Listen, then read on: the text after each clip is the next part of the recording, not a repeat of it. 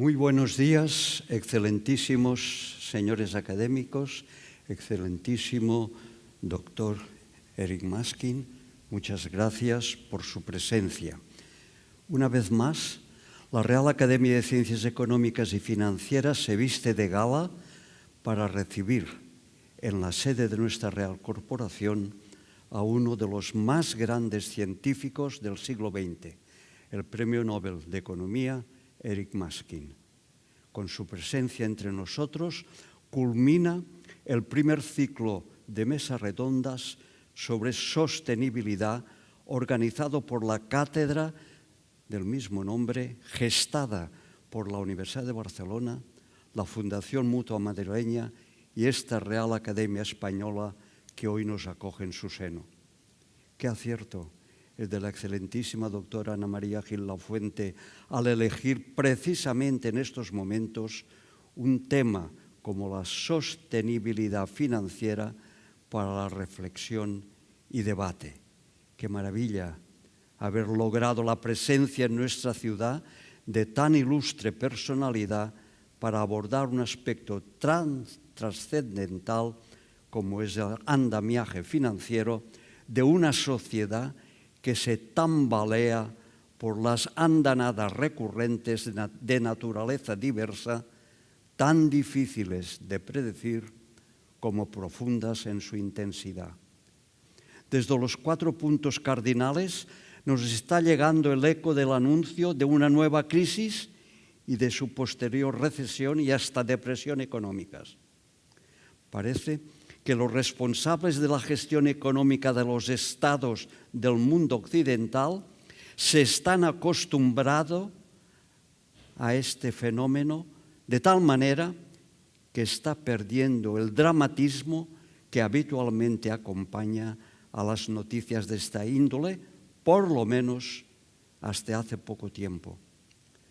La indiferencia en temas como el hoy abordado no es buena consejera, como tampoco lo son las posiciones tremendistas que, quizá con rentabilidad política, resultan nefastas en economía cuando conducen a la inacción.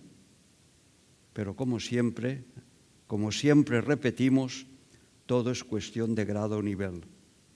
Lo que sí sería grave, y si así fuera resulta imperioso ponerle remedio, es desvincular una crisis financiera concreta de su contexto geográfico y temporal, es decir, en qué momento y en dónde tiene lugar, de su naturaleza interna o exterior al propio sistema económico y de la dimensión relativa a la colectividad o colectividades que se ve o se ven afectadas por ella, es decir, de su poder de contagio. De nuevo, pues, nos hallamos frente a un planteamiento que es desde su gestación complejo. Y en este convencimiento apelamos al hoy invitado de honor, Eric Maskin, para que con su sabiduría se una de nuevo a los demás miembros de nuestra Real Corporación para que juntos reemprendamos las tareas destinadas a conseguir, aun con las barreras que puedan interponerse, una mayor prosperidad compartida. Tiene la palabra la excelentísima doctora Ana María Gil Lafuente, quien procederá a la presentación del excelentísimo doctor Eric Maskin. Thanks, Mr. President, and thanks to everybody to be here. I would like to begin by expressing my gratitude to everyone who has made this roundtable possible: the University of Barcelona, the Royal Academy of Economic and Financial Sciences, and especially the Mutua Madrileña Foundation. I'm grateful and excited, and I believe that we all should be, because these conferences will address topics of great economic and social interest. The topic of today's roundtable is sustainable in finance. We will be relying on the support of specialists and researchers. They are accompanying us. On my right, Professor Eric Maskin, academician, Nobel Prize winner in economics. Also on my right, Professor Gilaluja, President of the Royal Academy of Economic and Financial Sciences. Also on my right, Professor Mario Agué, academician. And on my left, Mr. Luis Amiguet, DIRCOM of the Royal Academy and a journalist for La Vanguardia. He will moderate the public debate that will be placed after the experts' presentation. Now I will give the floor to Professor Eric Maskin, please.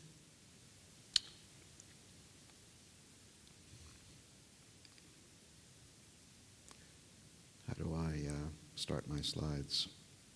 There we go. Well, good morning, everyone. And let me say first what a pleasure it is to be back in Barcelona. It's been quite some time since my last visit. I'd like to talk today about financial crises. Those of you who are as old as me will remember very clearly the financial crisis of 2008, which led to a very serious world recession. Memories of that financial crisis came back recently because of bank failures in both the United States and Europe. Now, fortunately, it looks as though the quick action that was taken by governments and central banks to deal with these bank failures is going to prevent a crisis like the one in 2008. But the recent episodes of bank failures remind us that the credit market, financial markets, are essential to the well-being of the entire economy, and that government intervention in the credit market is essential to the stability of the credit market. And that's what I want to discuss this morning. I'd like to try to answer several questions. First, the credit market is actually quite different from other markets, normal markets, let me call them, because credit market has been subjected to repeated crises where the whole thing blows up. This doesn't happen in most other markets, and I'd like to explain why the difference. Second, the credit market requires very substantial intervention by the government or by regulatory agencies. And again, ordinary markets don't require much oversight at all. And then finally, and maybe the most relevant question of all, what can we do to prevent crises from occurring, and what can we do to deal with them once they have occurred in case we don't entirely prevent a crisis from occurring. So those are the big questions. In order to answer those questions, we first have to understand why the credit market is different from other markets. The first answer is a very obvious one. There's a sense in which credit is more important than any other market. We might call it the lifeblood for a modern economy. If there's a crisis in the market for potatoes if for some reason the potato crop is destroyed. Well, that can be a serious problem, but it's not going to have much effect on, say, the market for automobiles. We don't expect to lose the market for automobiles just because there's a problem with potatoes. By contrast, if the credit market doesn't work, then we expect that all markets in a modern economy will be affected because all markets depend on credits for investments and for meeting payrolls, paying workers, paying bills. So everyone will suffer when credit markets don't work. That's a very obvious point, but it still requires saying. But now I want to make two additional points which are not so obvious. First, if we have a small problem, a small shock to the credit markets, that can often be magnified into a big problem.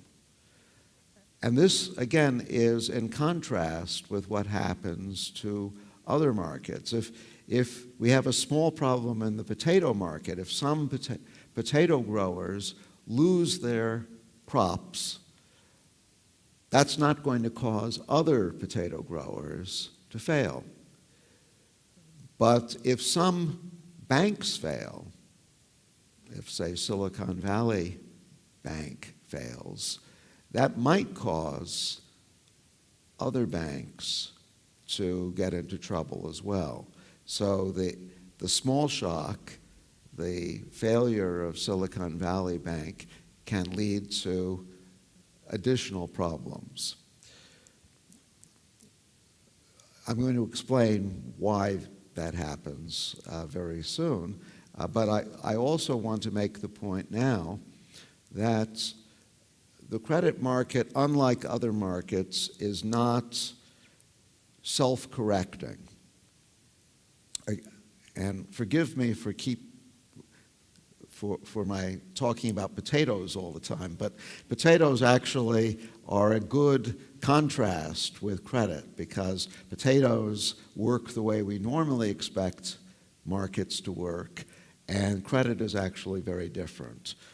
But suppose there's a problem in the potato market. Suppose that some potato growers fail because of, say, crop disease.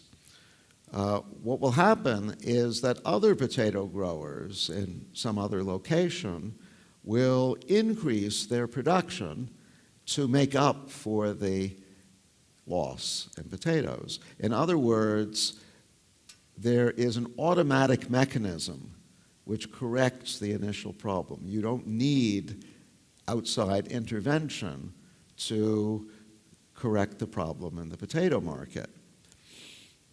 But if some banks fail, if Silicon Valley Bank fails, that might cause additional failures that create a situation in which people could no longer get credits. In other words, there can be a financial crisis. Now, points 2 and 3 are not as obvious as 1, and so I want to spend the rest of my time this morning talking about points 2 and 3. And I'll once again talk about potatoes. Let's imagine that somewhere in the world there's a crop failure. Let's imagine there's a crop failure of potatoes in Ireland. Well, what will happen after the potatoes fail in Ireland? The first thing that will happen is that there will be an immediate increase in the price of potatoes worldwide, because there's an international market for potatoes. But the story doesn't end there. Yes, there are higher prices, but these higher prices serve the function of inducing potato growers in other parts of the world to increase their potato crops and to sell more potatoes. And so this is the sense in which the potato market is self-correcting. The crop failure in Ireland, of course, is harmful. It hurts consumers because they face these higher prices, but the higher prices serve the useful function of inducing potato growers in other parts of the world to expand output and to address the shortage in potatoes. So we will expect that the effect of the crop failure is mitigated in the long run. It's reduced in the long run. And notice that we don't need any government intervention for this mitigation to occur. In fact, government intervention, even if it's well-intentioned, might actually be counterproductive. It might make things worse, because suppose that the government says, these higher potato prices are bad for consumers, so we're going to put limits on the prices that potato growers are allowed to charge for their potatoes.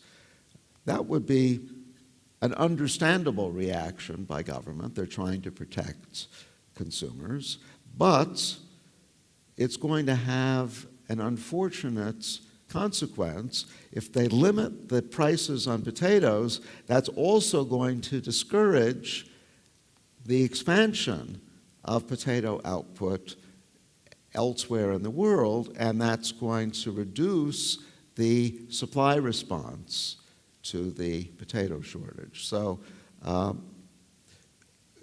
government intervention is not only unnecessary, but it actually could be harmful itself.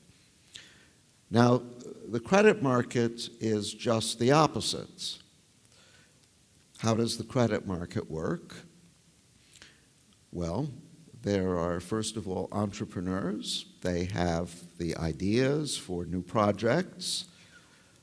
But typically, entrepreneurs do not have the money they need to put these ideas into action. And that's where the credit market comes in. There are banks, and I'm going to use the word bank for any kind of credit source. You can also think of venture capitalists. You can also think of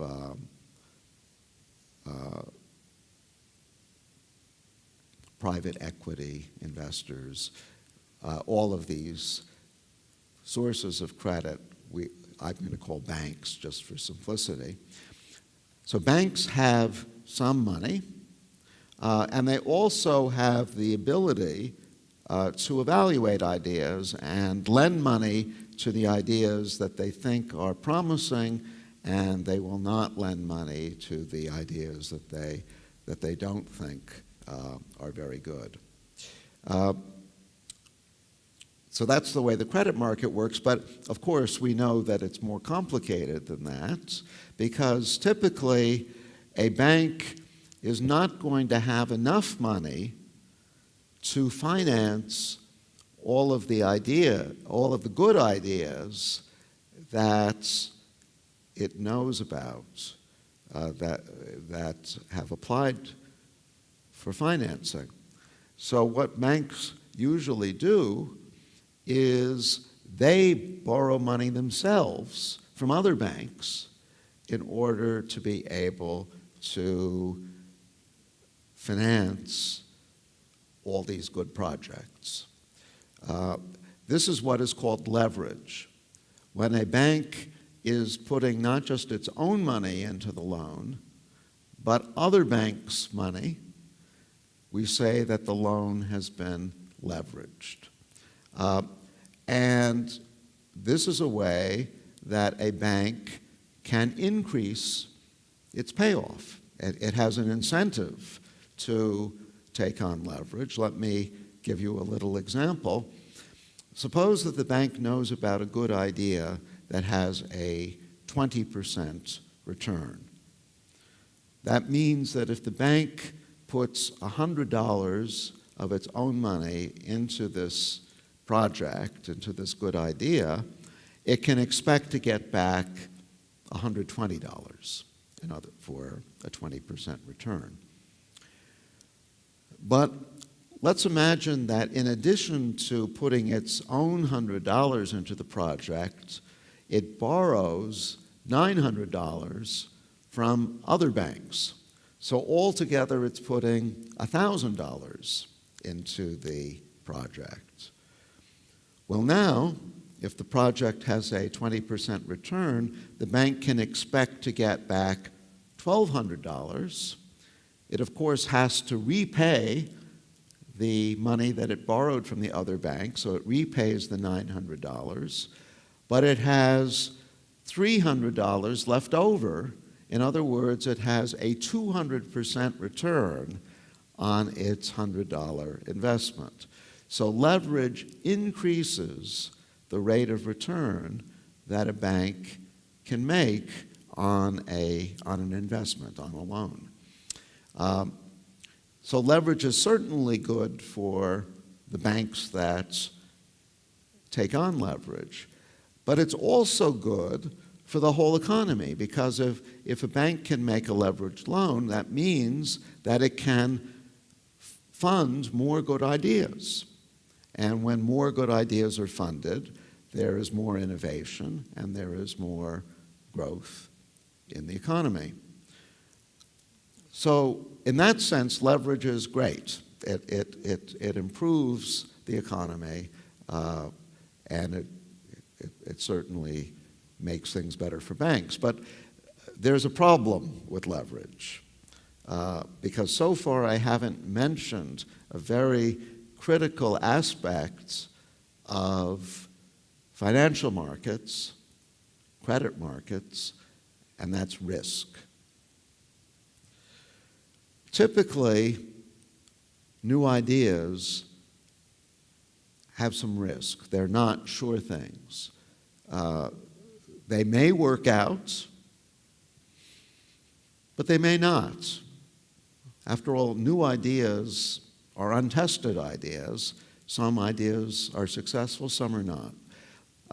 And so funding a new idea by a bank is, in a sense, a bet that the bank is taking. If the bet pays off, great. If it doesn't, well, then the bank loses. And the problem with leverage is that it increases the risk.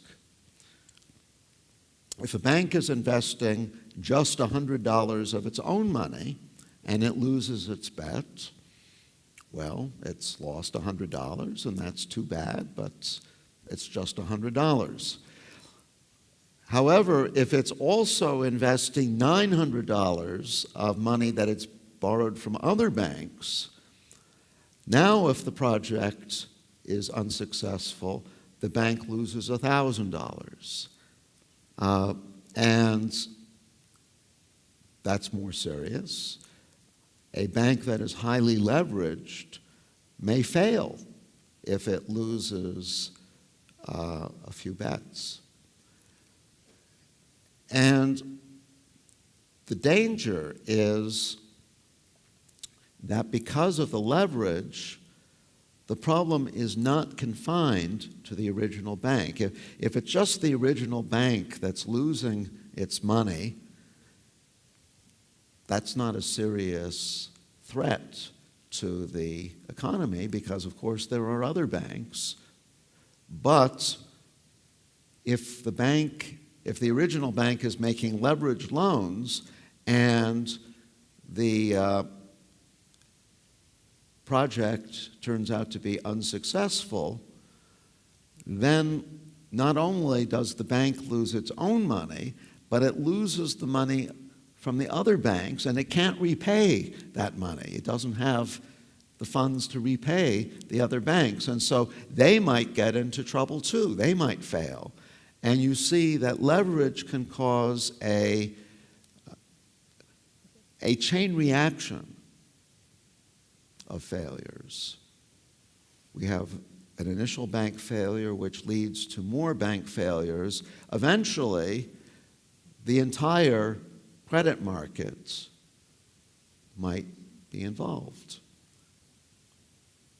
This is what we call systemic risk, and this is exactly what happened in 2008. We had a few bank failures confined to what was called the subprime mortgage market, but because of leverage, the problem in the subprime mortgage loan market spread to the entire credit market.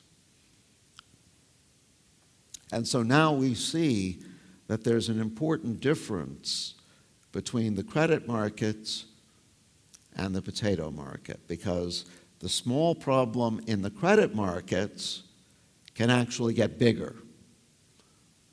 The small problem in the potato markets is self-correcting. The potato growers in Ireland might fail, but that actually strengthens the potato growers in other countries, and they can rescue potato supply. Not true in the credit market. So this all suggests that when a bank is making a leveraged loan, it is creating what economists call a negative externality on other banks. It is subjecting other banks to risk.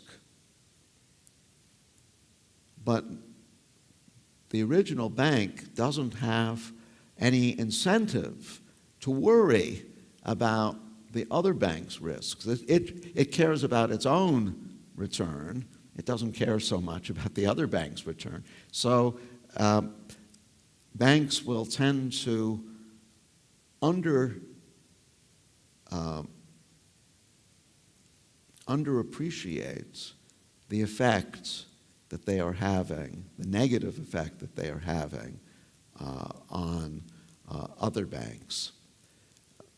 This is called a negative externality. We see negative externalities in other settings. We see it in the realm of air pollution. If there's a steel manufacturer that is emitting smoke when it's into the air, when it's producing steel, it doesn't take into account the fact that this smoke is harmful to people. It might make them sick. It might damage other industries.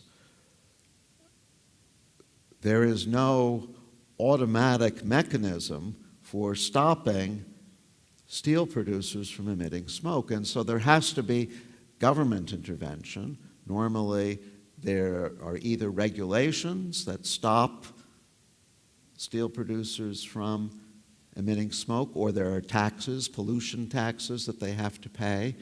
But some kind of government intervention is necessary to deal with the negative externality of smoke. In the same way, some kind of government intervention is necessary to deal with the negative externality that high leverage creates.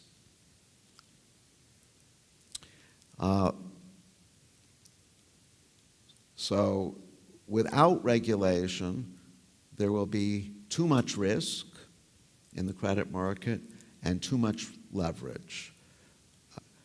And in fact, for the credit market to work properly, there has to be two interventions by government.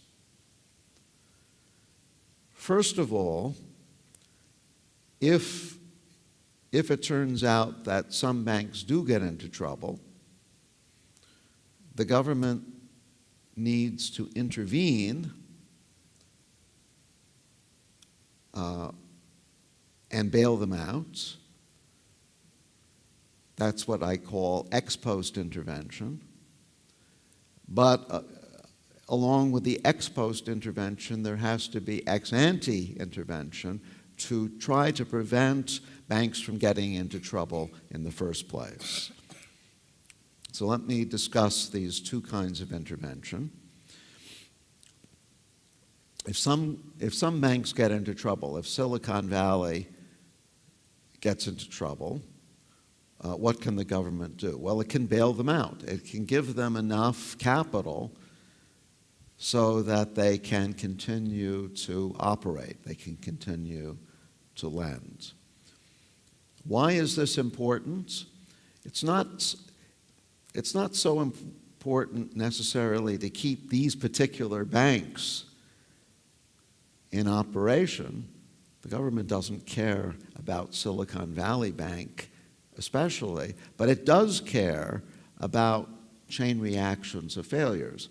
So the reason to bail Silicon Valley Bank out is not to save Silicon Valley per se, but to prevent other banks from getting into trouble should Silicon Valley not be able to repay its debts to these other banks.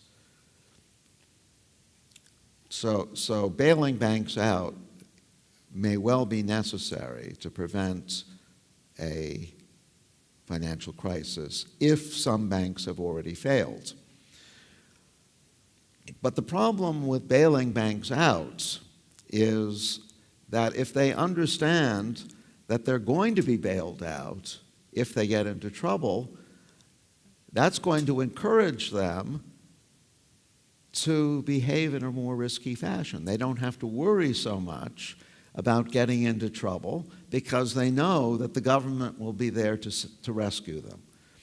So, ironically, the cure for a banking crisis, a credit market crisis, actually makes the risk of a credit market crisis more severe. You might, by bailing the banks out, you might stop the current crisis, but you make future crises more likely. And that's why simply having an ex post intervention is not enough. You also need ex ante intervention. You need to try to stop banks from getting into trouble in the first place. And this takes the form of regulation, constraints on what banks are allowed to do. And there are, as I've been emphasizing, two reasons why we need regulation. First, as I just said, without regulation, banks are going to behave in too risky a fashion because they expect to be bailed out, but also they're going to behave in too risky a fashion because they ignore the negative effects that they're having on other banks. So for both those reasons, we need regulation which takes the form of limiting leverage, limiting how much banks are allowed to borrow from other banks, and at the same time ensuring that banks have enough capital on hand to repay depositors. So, to sum up, why do financial crises occur? They occur because of leverage, and because of the negative externality that leverage has on the whole credit markets, and also because governments bail banks out. That means that banks have a tendency to behave in too risky a fashion. So the solution to financial crises is to bail banks out, of course, to stop the problem from getting worse, but most important, to have ex-ante regulation on banks so that they don't get into trouble. This solution is probably not going to stop financial crises altogether, but it can do a lot to stop many financial crises and to make the crises that do occur less severe than they otherwise would be. So let me stop there, and thank you for your attention. Thank you, Professor Maskin, for this magnificent, enlightening contribution and for this outstanding presentation. Now, I would like to invite Professor Gilaluja to speak. Please, Professor. Muchas gracias, profesora Gil Lafuente.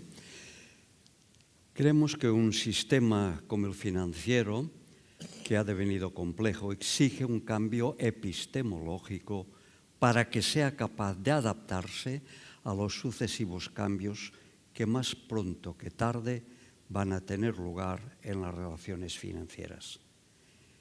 En este estudio del pensamiento económico surge, acaparando un alto grado de protagonismo, la Escuela de Economía Humanista de Barcelona, la cual dispone de un sólido cuerpo científico que comprende desde su principio fundamental, el principio de simultaneidad gradual, hasta sus algoritmos de naturaleza humanista, pasando por nuevos conceptos, técnicas para la gestión y operadores aptos para el tratamiento no solo de lo objetivo, sino también de la subjetividad, parte inseparable del pensamiento humano.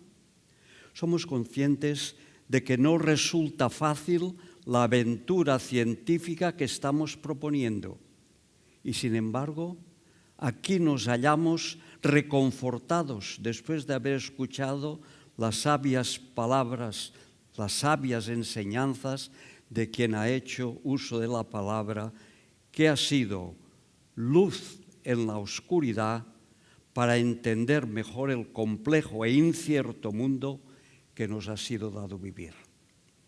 Estamos convencidos que este ciclo de mesas redondas que hoy finaliza puede ser una nueva bocanada de aire fresco, como lo fueron aquellas reuniones que a partir de los años 60 del pasado siglo XX organizaban con una cierta regularidad un grupo de intelectuales europeos en distintas ciudades de nuestro continente. Este grupo se dio a conocer con el nombre de Quadrivium, y entre ellos figuraba mi maestro, el ingeniero matemático francés Arnold Kaufmann, y el médico homeópata franco-libanés Jean-Jacques Pézet. Mi eterno recuerdo a ambos por su generosidad al introducir a este entonces joven profesor en tan selecto círculo internacional. Su lucha contra los riesgos de lo que en aquellos momentos, hace más de medio siglo, se llamaba revolución de la máquina, puso los cimientos de la que hoy ya es conocida y admirada Escuela de Economía Humanista de Barcelona. Pero si el ardiente fuego intelectual que albergaba el grupo Quadrivium no se había apagado y no se había apagado, es verdad,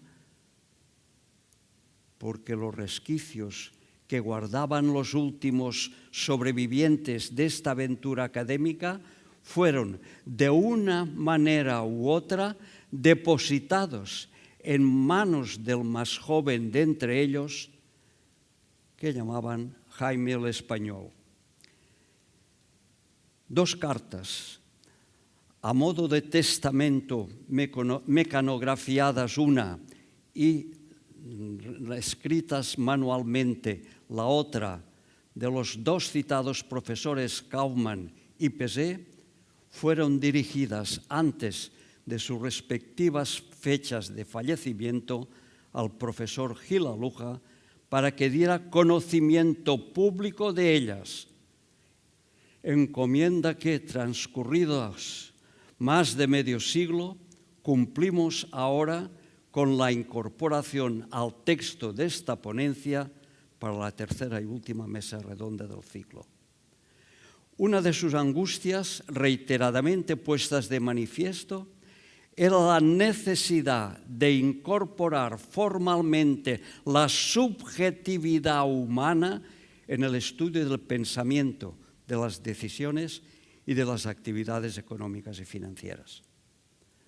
Hoy podemos decir que esto es posible ya al amparo del citado principio de simultaneidad gradual, a la definición de unos conceptos tales como el concepto de playa de entropía y el de grado-nivel, a partir de los cuales se han formulado la teoría de los efectos olvidados, la teoría de los expertones y las teorías de relación, agrupación, asignación y ordenación, entre las más conocidas y utilizadas a través de los llamados algoritmos humanistas. Con ellos se ha intentado dar solución a la complejidad e incertidumbre que inundan la vida de nosotros, los humanos en sociedad. Entre los algoritmos elaborados y publicados podemos citar el algoritmo sobre segmentación territorial, el algoritmo sobre la crisis de refugiados. Existe una variante para el terrible problema de los MENAs. Algoritmo para la armonía entre generaciones. Algoritmo para la optimización de flujos en la economía circular. Una tentativa para la solución de la previsión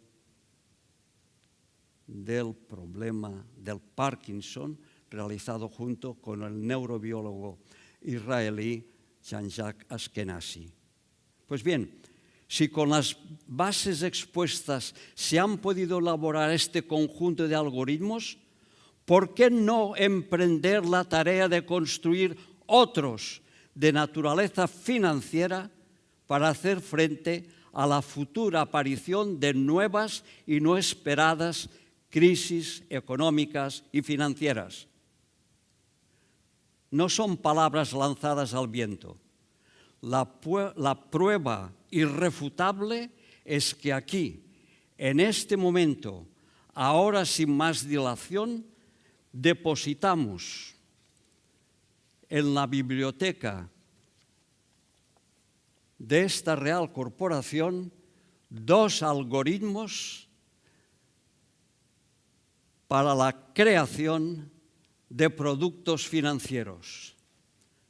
Si la crisis cambia los gustos, las necesidades, los deseos de quienes buscan un producto financiero de manera inmediata, como procede sin dilación, con un clic aparecerá un nuevo producto financiero individualizado para el mejor cliente, para el mejor usuario que precise de él.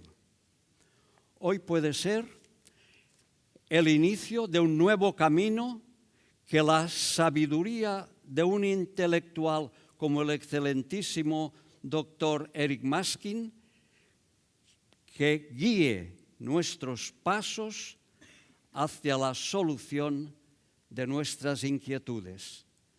Gracias, querido académico, profesor Eric Maskin. Esta es su casa. Muchas gracias.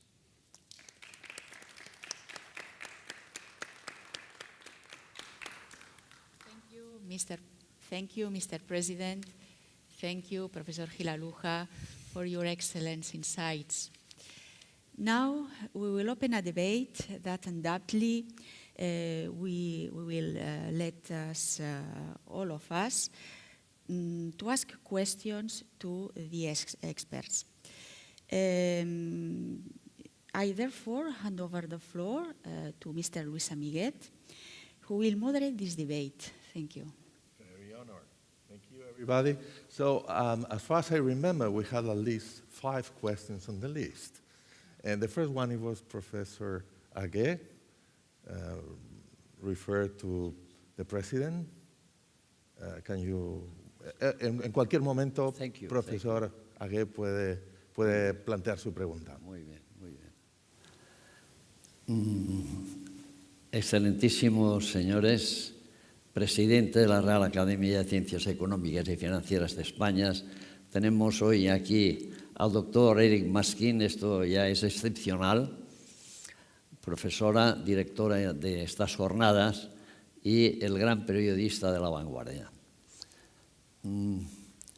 Yo he pensado que ante estas jornadas no cabe duda que las de sostenibilidad, como son ellas, se asocian totalmente, y esto lo vemos además en el mapa europeo y mundial, se asocian al humanismo. Y el profesor Gilaluja nos ha hablado de humanismo. De ahí pues que mi pregunta va a ir en esa dirección.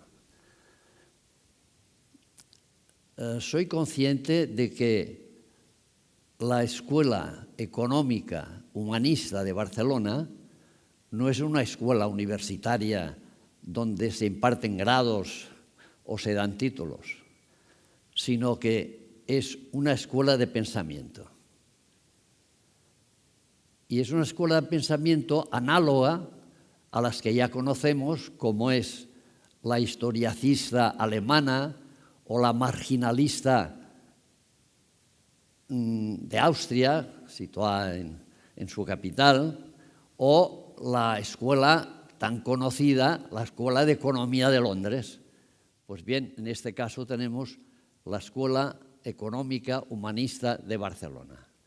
Pero también soy consciente de que los grandes economistas, los relevantes economistas, seguramente no lo hubiesen sido si no hubiesen pertenecido a alguna de estas grandes escuelas.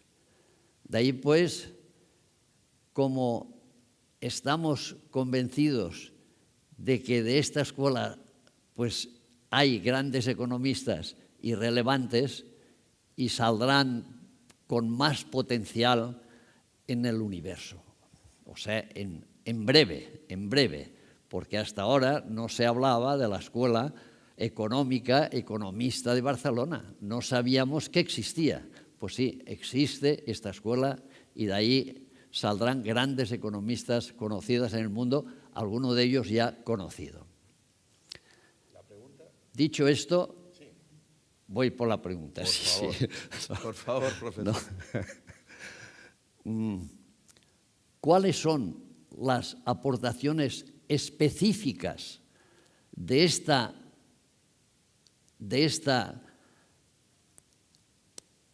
plataforma que se ha creado, o sea, de esta Escuela Económica Humanista de Barcelona? ¿Cuáles son las aportaciones específicas? Esto es muy importante, porque claro, hablamos de esta escuela y ¿qué ha hecho esta escuela? Pues esa es la pregunta y va dirigida precisamente al doctor Gilaluja, como presidente y como promotor de la Escuela Económica Humanista de Barcelona. Bien, pues resumir en pocas palabras la contestación No es fácil, pero lo vamos a hacer así. Fundamentalmente, la ciencia económica clásica se ha basado en un principio general, principio del tercio excluso. Toda proposición es verdadera o falsa, pero no puede ser verdadera y falsa a la vez. Pero no se ha tenido en cuenta que el pensamiento humano tiene, a su vez, un componente de racionalidad, pero también un componente, si quieren ustedes, de emotividad. Y nunca se disocian totalmente. Siempre hay en cualquier pensamiento, gestión o acción una parte de racionalidad y una parte. Pero había un problema que la economía no había resuelto todavía. ¿Cómo numerizar la subjetividad? ¿Cómo poner un número al grado de una cosa más alto, más bajo, más grande, más pequeño, más bueno, más malo, etcétera, etcétera? Gracias a la aportación de Lotfi Zadeh, con sus Fasiset, se abrió la puerta a un nuevo camino. Y este camino es completar, generalizar el mecanicismo económico clásico a través del componente subjetivo que permite elaborar algoritmos. Les he hablado de muchos que ya están funcionando. Hemos ofrecido hoy la primicia en este momento, en esta casa y aquí ahora, de 2 algoritmos nuevos que pueden ser útiles en un momento de crisis, cuando cambian las necesidades de la población, que cambie también la solución financiera de estas necesidades con un algoritmo ad hoc que reúna lo que es la parte de oferta y la parte de demanda. Pues bien, en definitiva, la aportación más fundamental ha sido la incorporación de la subjetividad en la actividad científica e investigadora de la economía. Estupendo, muchísimas gracias. Seguimos pues con la ronda de preguntas. Tenemos a la catedrática y profesora Montse Guillén, que tenía... She got a question for you. She's an excellent mathematician. Please. Thank you for your wonderful lecture, and it's a privilege to be here and listening to you all. When you have started your lecture, you were entering us into this very difficult credit market problem, and you have highlighted 2 things. First, that leveraging is a problem, and you have identified this very quickly. You have convinced us that regulators have to do something about this, perhaps limiting this. But there is another question that you have also mentioned, and this is the risk and return estimation. I would like to hear your opinion about not only the role, which I think it's obvious and central, but how this is evolving lately and how regulators can really intervene so that risk and return is better estimated and better communicated. And I have an additional question, if I may. That may be a bit funny, but why do we call it credit market if it is not really a market like the other ones? Just give us your opinion, maybe too simple. Thank you. Well, maybe I should take your last question first. Why do we call it the credit market? I think it is a market. That is, there's a demand for credits on the part of entrepreneurs, and there's a supply of credits provided by banks, and there is a price that is paid for this product, credit, which is the interest rate that entrepreneurs have to pay the bank when they repay the loan. I think it qualifies as a market, but it's, as I was trying to explain in the lecture, it's not a market that behaves the same way as more traditional markets like the potato market. Some things, some phenomena that occur in traditional markets are almost the exact opposites of what happens in the credit markets. That's your last question. You were also asking what can be done to limit risk.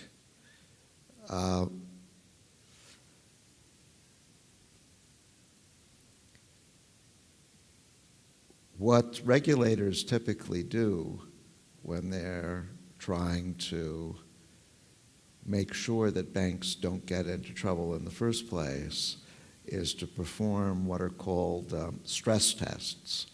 That is, they look at the bank's accounts, the loans that it has made, the money that is coming in from borrowers, and they calculate what would happen if some unfortunate event occurred, such as a borrower not being able to repay its loan. What would happen at the bank? And would the bank have enough money left so that it could repay its debts to other banks? By performing this stress test, the regulator can get a pretty good idea of how high the risk of failure is, and if necessary, the regulator can then move to reduce that risk by ensuring that the bank have enough of its own capital so that it doesn't have to worry so much about repaying other banks. So stress tests, I think, are the most important way that government regulators can limit risk. Thanks a lot. We have Professor Vizuete and maybe Professor Casado. After you will close the, I guess maybe a question on inflation. Get ready. and now we have Professor Vizuete, a promising researcher. Thank you very much. Dear Professor Gil-Aluja, dear Professor Maskin, it's a complete privilege listen to us today, a complete privilege. I have a question to the Professor Maskin. What's your opinion about the European banking system? Is it different to American system?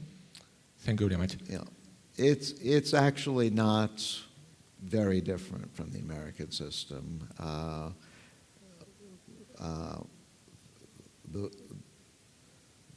The European system is governed by what are called the Basel Accords, and they're pretty similar to the rules that the United States has introduced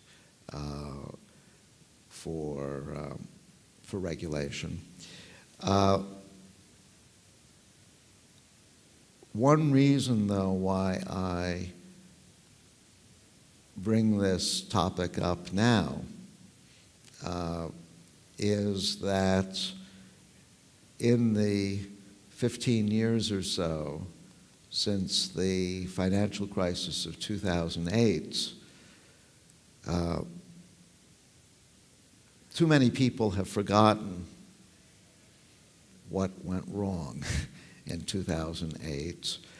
And so there has been a move both in the US and in Europe to weaken regulatory oversight.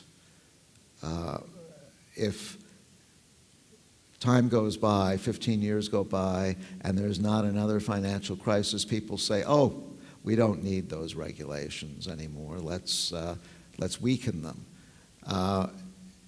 And that, I think, is the danger, because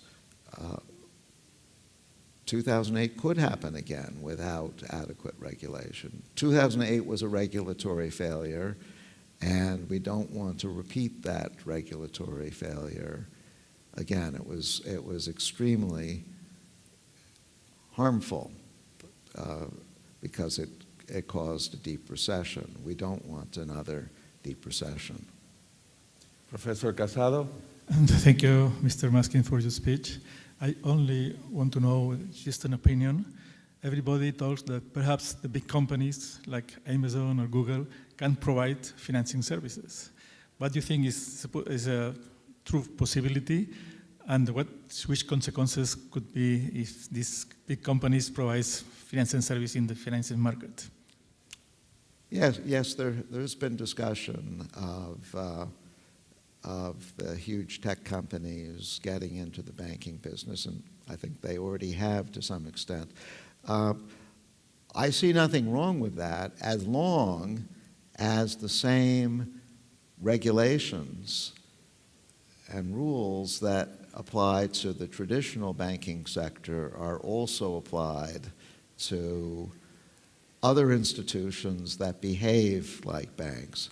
My philosophy on this is, if you behave like a bank, if you lend money like a bank, especially if you make leverage loans like a bank, you must be subjected to the same regulations that banks are to prevent banking crises. Well, we have maybe any other question? No? So I will throw the last one. Sorry, I got I've got one question, because it pays totally, it goes straight to inflation, which is the headline every day. And I wonder who is going to win this war between central banks and the markets. Okay, well, the tool that central banks have, and it's a powerful tool for dealing with inflation, is raising interest rates. When interest rates are rising, it's harder to borrow money. It's harder for entrepreneurs to carry out projects. The demands for workers, for employees, drops. The whole economy cools off, and the inflationary pressure also cools off. So I have no doubt that if central banks continue, as I expect they will, to raise interest rates, that inflation will be brought back to acceptable levels, which... At which cost? Well, that's the issue. The danger of this kind of monetary policy is that it may be overdone. It's not that it's ineffective. There's a sense in which it's too effective, and if you go too far, you might cause a recession. And in fact, because raising interest rates is so powerful, it's very difficult to get the balance between stopping inflation and stopping a recession just right.